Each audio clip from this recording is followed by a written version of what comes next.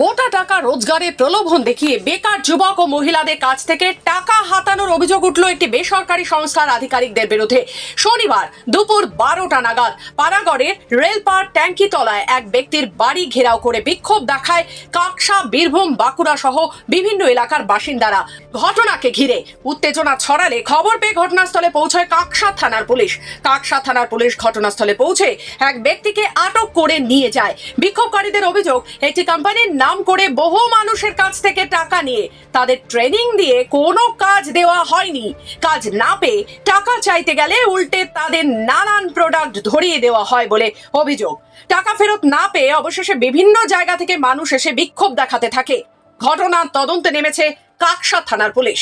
ভালো কাজ, তুই রাইট ইনকাম করতে পারবি, বলছে না এলে বুঝতে পারবি না, আমাকে ভরসা করে এরকম বলেছিল। ঠিক আছে, এলাম, প্রথম দিন কাউন্সিলিং হলো, ওদের কাউন্সিলিং মানে বোঝানো। ঠিক আছে, এই হ্যাংমাং টাংমাং বোঝাচ্ছিল। আমার মা আর আমি মূর্খ, সত্যি কথা বলতে না, আমরা কিছু বুঝিনি ওখানে। তারপরে আমরা ঘরে যে ডিসকাস করবো, আমরা ঘরে যে প্রথম বুঝবো সেইটা বলার আগে বলছে তোর টাকা নেবে। আমাদের ঘর যে টাকা নিয়ে আসে ওদের ফটো ওদের কাছে আছে। ঠিক আছে, আর ওরা যে আমি যে টাকা দিচ্ছি ওই বিলটাও আমার কাছে আছে। যে এখন ট্রেনিং পুরো কমপ্লিট করে দেওয়ার পর বলছে লোক ঢুকতে হবে। বলছি লোক ঢুকে দেবে। তুমি কি এই কাজের জন্য কত টাকা দিয়েছো? হ্যাঁ, 13,500 টাকা দিয়েছি আমি। ঝামেলা চাকরি বাকরি দিচ্ছিল, টাকা নিয়ে কি ব্যাপার ছিল, ওইটা নিয়ে ঝামেলাটা হয়েছে। পুলিশওয়ালা এসে পুলিশ তুলে নিয়ে গেছে। এটা কি অনেকদিন থেকে চলছিল চক্রান্ত? প্রায় তো শুনছি 2-2.5 বছর থেকে চলছে।